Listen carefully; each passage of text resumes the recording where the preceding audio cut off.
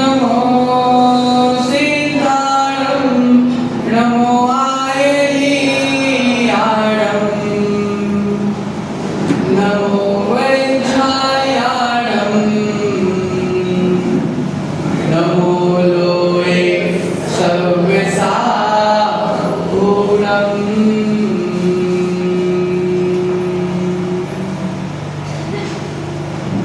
मेरे पवित्र मन में गुरुदेव आओ। मैं शास्त्र वाचन करूं प्रतिभा जगाओ। अरिहंत भाषित सभी शुद्ध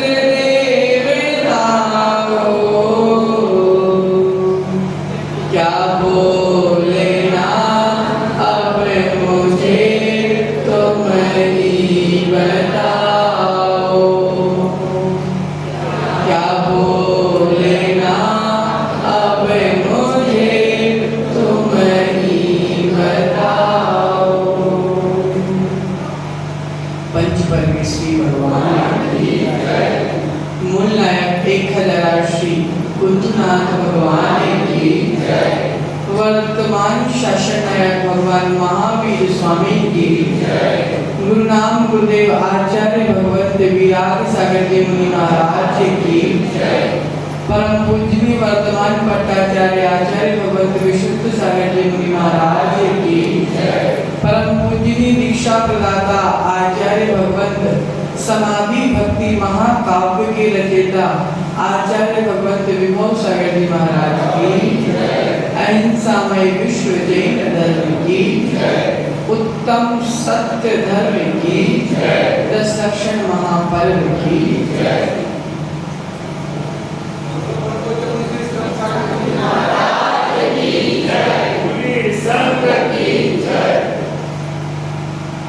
प्रियात्मन आज 10 लक्षण महापर्व का 5वां दिन उत्तम सत्य का दिवस हमारे सामने।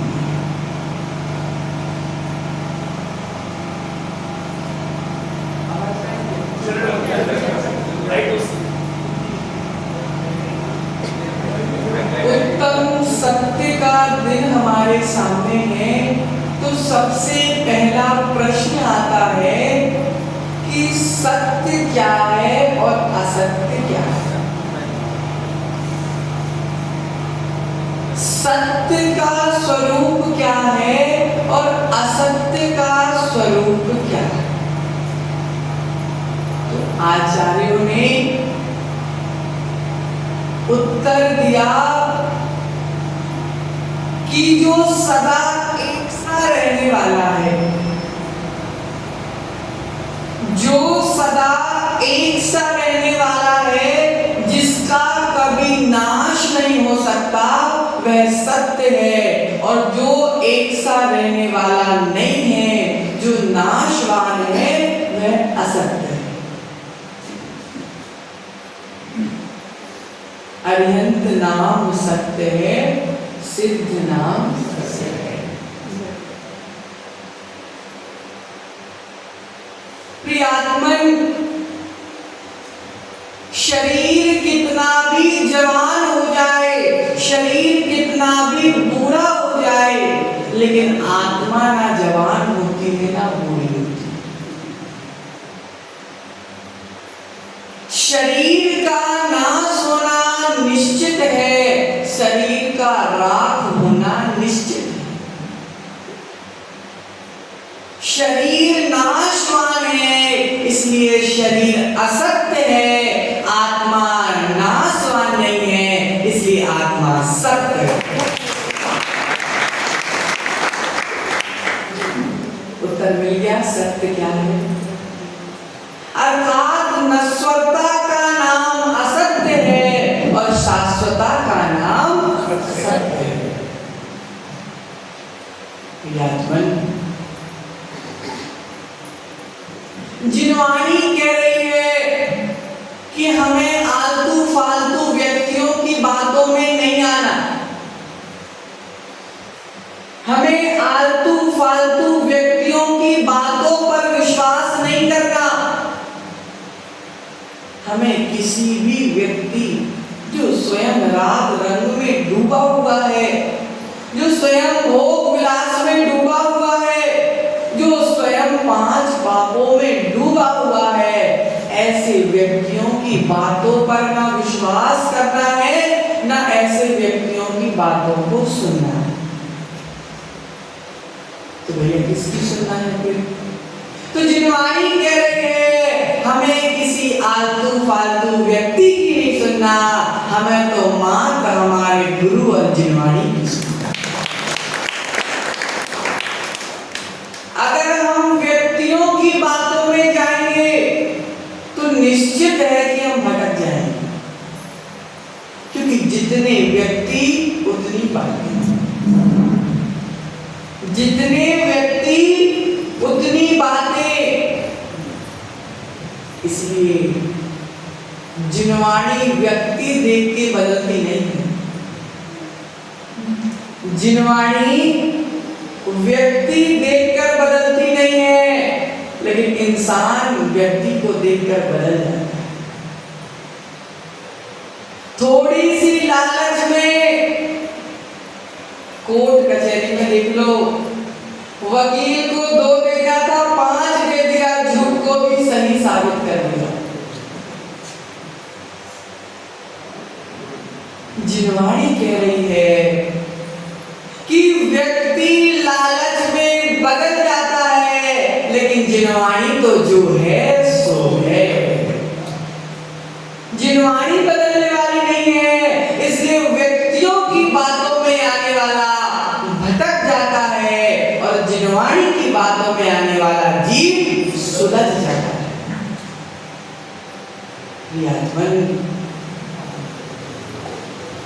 उत्तम सत्य का दिन। तो आचार्य कह रहे हैं कि सत्य को पहचानिए और असत्य को भी पहचानिए।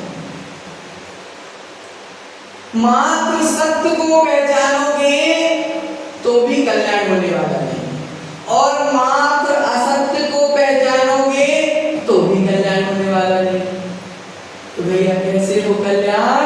तो सत्य को भी पहचानना है और असत्य को भी पहचानना है, सही को भी पहचानना है और गलत को भी पहचानना है। अगर हमने गलत को पहचान लिया तो हम कभी गलत नहीं कर सकते। अगर हमने जहर को पहचान लिया तो कभी हम जहर खाने वाले नहीं। लेकिन अगर मात्र अमृत को ही पहचाना तो एक दिन हम अमृत को भी, जहर को भी अमृत समझ के पी जाए। तो आचार्य कह रहे हैं कौन सा मार्ग सत्य है और कौन सा मार्ग असत्य है। राग द्वेष मोह ये विभाव परिणामों वाला मार्ग सत्य नहीं है, आत्मा के स्वभाव का मार्ग सत्य है।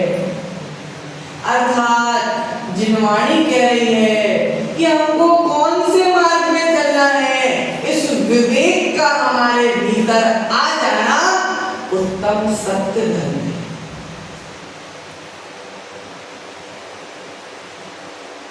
एक मार्ग, संसार का मार्ग जो हमको चारों गतियों के चक्कर लगवाता है। एक मार्ग संसार का मार्ग जो चारों गतियों में चक्कर लगवाता है, और एक मार्ग मोक्ष का मार्ग जो हमें चारों गतियों से छुटकारा देता है। अब गतियों के चक्कर में फंसना है कि गतियों के चक्कर से पार होना है, इस विवेक का होना ही उत्तम सत्य है। हमारा आत्मा का, हमारी आत्मा का जो स्वभाव है अर्थात ज्ञान और दर्शन यही सत्य है। बाकी जितनी भी आत्मा में क्रोध का कचरा, मान माया लोभ का कचरा, अभिनय का कचरा, कषायों का कचरा, हिंसा झूठ चोरी कुशील परिग्रह पाप का कचरा, ये सब असत्य है। रावण को देखो, प्रियात्मन रावण को देखो, महाज्ञानी, जितने शास्त्र तो आजकल किसी मुनिराज ने भी नहीं पढ़े होंगे, उतने ग्रंथ उतने शास्त्र रावण को कंठस्थ थे। रावण को देखो, त्रिखंडाधिपति, रावण को देखो 18,000 स्त्रियों का स्वामी। तुम लोग के पास कितनी स्त्रियां हैं? एक। 18,000 स्त्रियों का स्वामी रावण, 16,000 महाराजाओं का अधिपति रावण।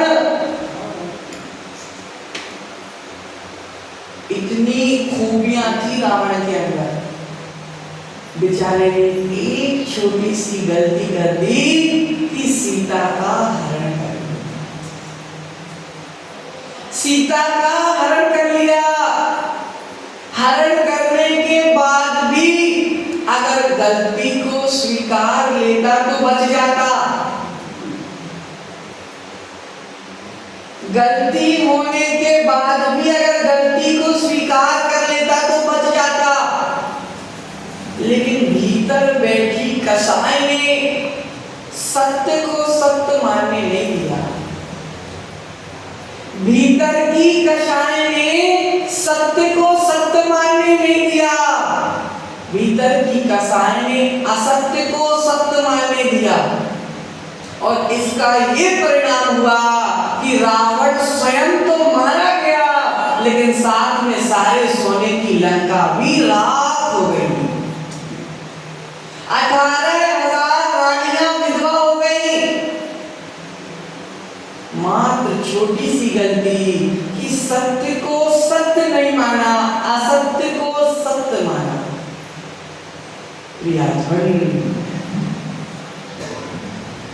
जीवन में जिसके पास सत्य है वह जीवन में कभी डरता नहीं। झूठ बोलने वाला डरता रहता है, लेकिन सत्य बोलने वाला कभी डरता नहीं।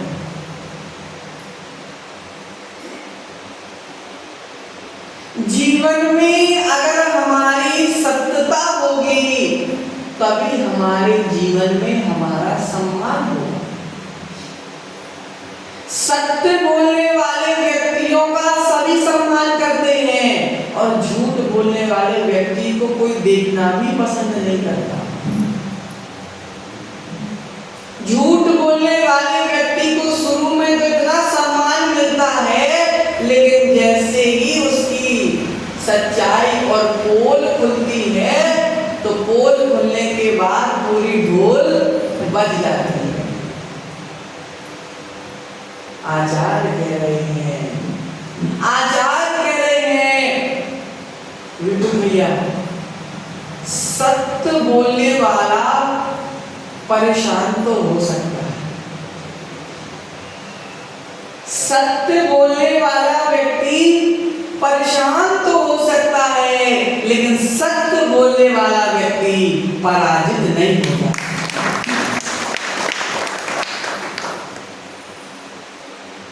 आचार्य कह रहे हैं कि सत्य एक ऐसी दौलत है, सत्य एक ऐसी दौलत है जिसको अभी खर्चा कर दो और उसका आनंद जीवन भर उठाओ।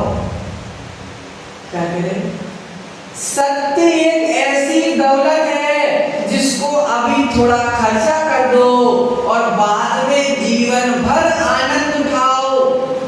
लेकिन झूठ एक ऐसा कर्ज है जो वर्तमान में तो थोड़ा सा आनंद दे देता है, लेकिन सारा जीवन उसके कर्ज चुकाने में बीत जाता है। लोग पूछते हैं कि सत्य बोलने वाला परेशान होता है और झूठ बोलने वाला मजे में रहता है। क्या बोलते? सत्य बोलने वाला परेशान रहता है और झूठ बोलने वाला मजे में रहता है। तो आचार्य कह रहे हैं शराब बेचने वाला कौन? शराब बेचने वाला अपनी दुकान में बैठे बैठे शराब बेचता है। शराब बेचने वाला अपनी दुकान में बैठे बैठे शराब बेचता है और दूध बेचने वाले को घर घर जाना पड़ता है। दूध बेचने वाले को गली गली घूमना पड़ता है। तो क्या दूध बेचने वाला परेशान हो रहा है तो दूध बेचना बंद कर दे, शराब बेचने लगे क्या? नहीं। शराब बेचने वाले को वर्तमान में तो आनंद आ रहा है लेकिन भविष्य में रोना पड़ेगा। शराब बेचने वाले को वर्तमान में तो आनंद आ रहा है लेकिन भविष्य में रोना पड़ेगा। लेकिन दूध बेचने वाले को अभी थोड़ी सी परेशानी हो रही है लेकिन भविष्य में उससे बड़ा सुखी कोई हो नहीं। यही अंतर है सत्य और असत्य। सत्य बोलने वालों की बहुत परीक्षाएं होती हैं। सुदर्शन सेठ कितना उपसर्ग आया, रानी ने कोई भी चेष्टाएं छोड़ी नहीं, सारी चेष्टाएं कर ली। लेकिन सेठ जी तो अपने सत्य में अड़िग रहे। रानी ने सूली पे चढ़ाने का भी बोल दिया। सेठ जी को सूली पर चढ़ने भी लगे। सेठ जी ने बोला मैं सूली पे चढ़ जाऊंगा लेकिन अपने सत्य को नहीं छोड़ूंगा। मैं सूली पर चढ़ जाऊंगा लेकिन मैं अपने सत्य को, शील को नहीं छोड़ूंगा। इस मन की दृढ़ता को देखकर देवताओं ने भी सूली हटाकर सिंहासन लगाया। सत्य की महिमा। सूली पर चढ़ने लगे। सेठ जी कह रहे थे इस शरीर में जितने जरूरी प्राण हैं, इस शरीर में जितने जरूरी मेरे प्राण हैं उससे कई गुना ज्यादा जरूरी मेरा सत्य है। प्राण के बिना शरीर की कीमत नहीं होती। प्राण के बिना शरीर की कीमत नहीं होती और सत्य के बिना गुणों की कीमत नहीं होती।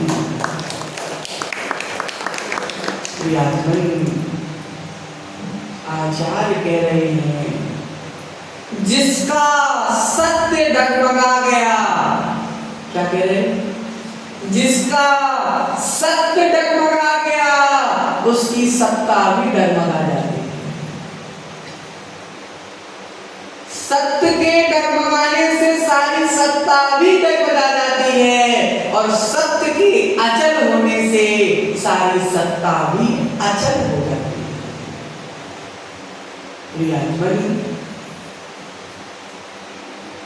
सत्य को बार बार परीक्षा देना, सत्य को बार बार परीक्षा देना पड़ती है। जिनवाणी कह रही है सत्य की नाव, सत्य की नाव हिल सकती है। क्या कह रहे? सत्य की नाव हिल सकती है, डुल सकती है, लेकिन कभी डूब नहीं सकती। सत्य की नाव हिलती भी है, डुलती भी है, लेकिन डूबती नहीं है। आसक्त की नाव हिलती नहीं है, डुलती नहीं है, लेकिन डूबती अवश्य है।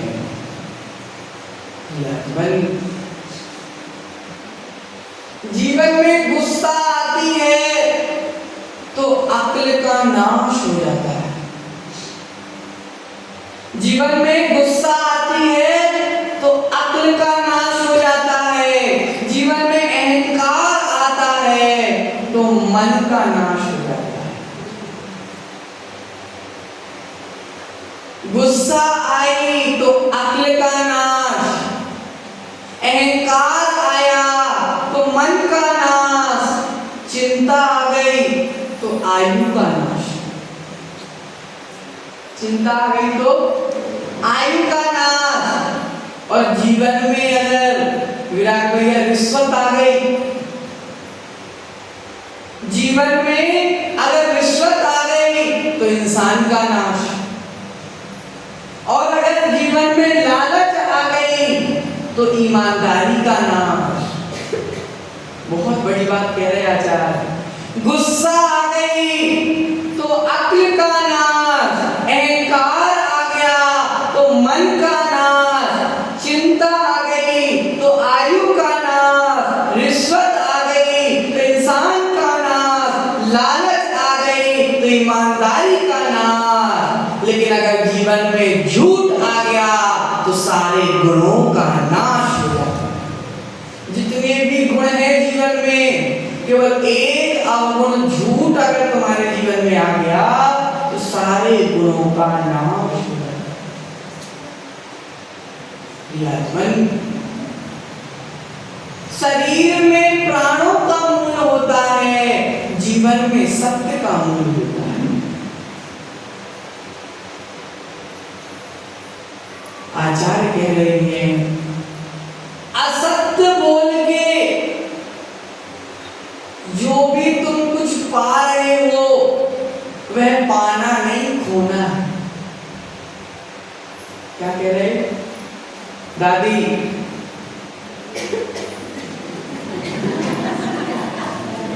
असत्य बोलकर जो तुम पा रहे हो वह पाना नहीं, खोना है।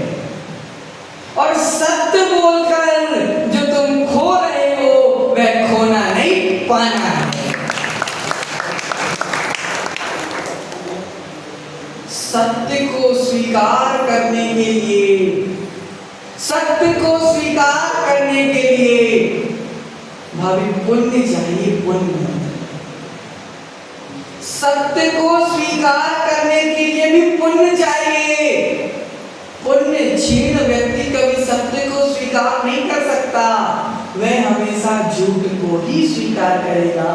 उसकी गलती नहीं, बेचारे का पुण्य क्षीण है। झूठ बोलने के लिए, एक झूठ बोलने के लिए पहले 100 झूठों की तैयारी करनी पड़ती है। एक झूठ बोलने के लिए 100 झूठों की तैयारी करना पड़ती है, लेकिन एक सत्य बोलने के लिए दूसरे सत्य की तैयारी करना नहीं पड़ती। बंधुओं, एक बार एक व्यक्ति हमारे पास आए,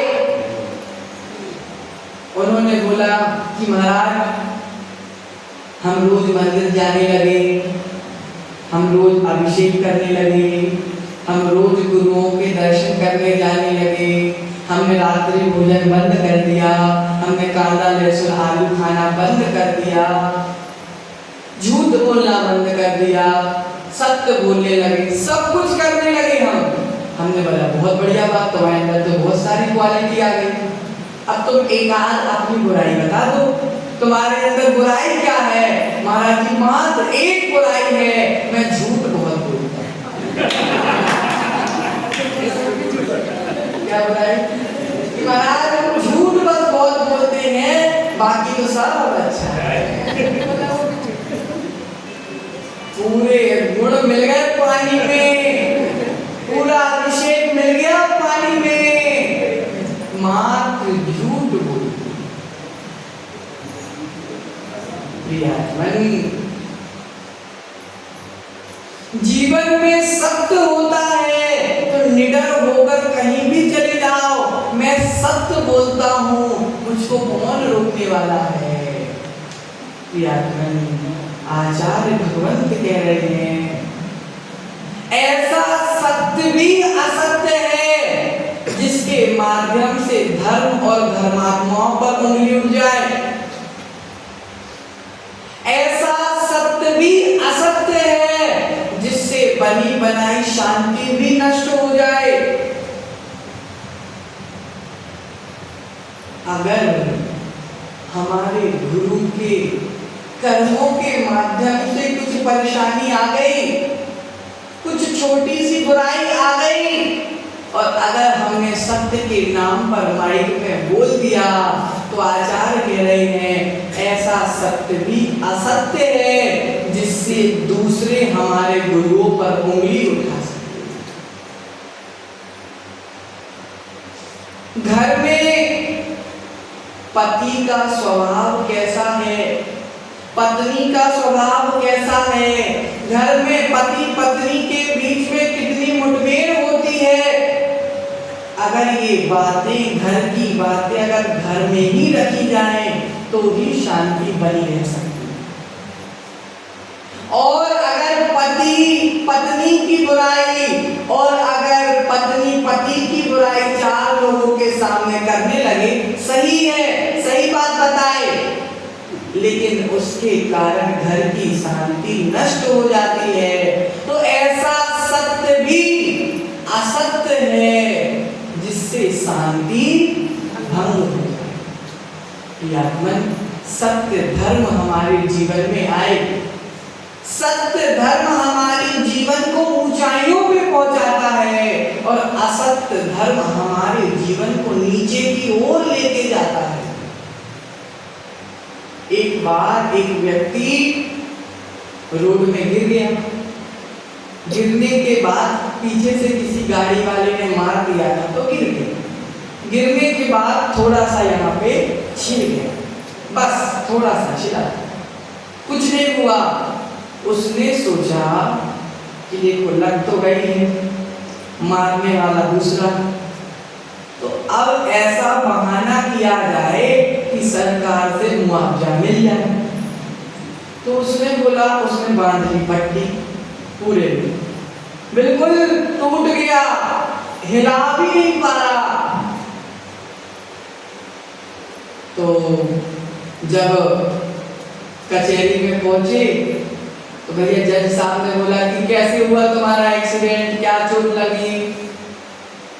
मैं तो सही रास्ते में जा रहा था, पीछे से गाड़ी वाले ने मार दिया, हाथ टूट गया।